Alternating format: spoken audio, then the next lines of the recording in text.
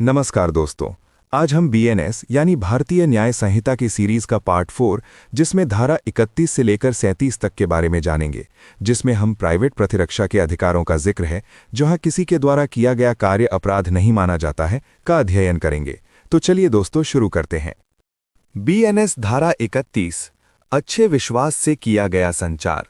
सद्भावपूर्वक दी गई संसूचना किसी अपहानि के कारण अपराध नहीं है जो उस व्यक्ति को हुई है जिसे वह दी गई है, यदि वह उस व्यक्ति के लिए दी गई है। जैसे अगर कोई डॉक्टर किसी रोगी को सद्भावपूर्वक बताता है कि वह जीवित नहीं रह सकता, इस बात को जानकर अगर उसकी मृत्यु हो जाती है, डॉक्टर का कोई अपराध नहीं माना जाएगा। बीएनएस धारा 32 ऐसा कार्य जिसके लिए कोई व्यक्ति धमकियों से मजबूर हो।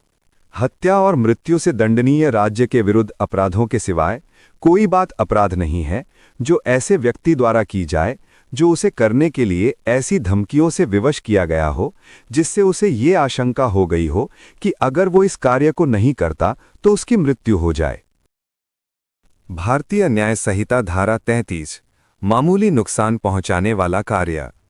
कोई बात इस कारण से अपराध नहीं है कि उससे कोई अपहानि कारित होती है या कारित होने की संभाव्यता ज्ञात है, यदि वो अपहानि इतनी तुच्छ है कि मामूली समझ और स्वभाव वाला कोई व्यक्ति उसकी शिकायत नहीं करेगा।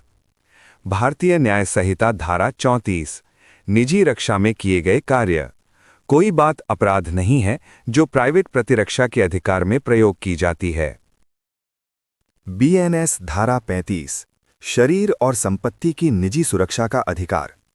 प्रत्येक व्यक्ति को ये अधिकार है कि वो मानव शरीर पर प्रभाव डालने वाले किसी अपराध के विरुद्ध अपने शरीर या अन्य व्यक्ति के शरीर या अपनी किसी संपत्ति, चाहे चल हो या अचल संपत्ति की प्रतिरक्षा करे।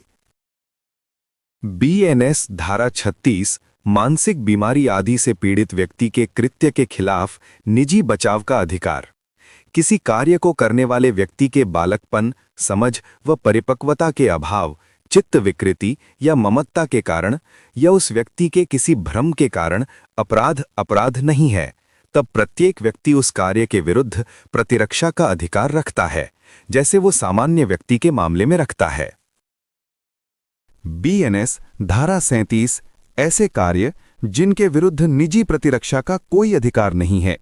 कुछ ऐसे कार्य हैं जिनके प्रति प्राइवेट प्रतिरक्षा का अधिकार नहीं है, जैसे यदि किसी कार्य में जिससे मृत्यु या किसी अन्य घोर उपहति की आशंका न हो।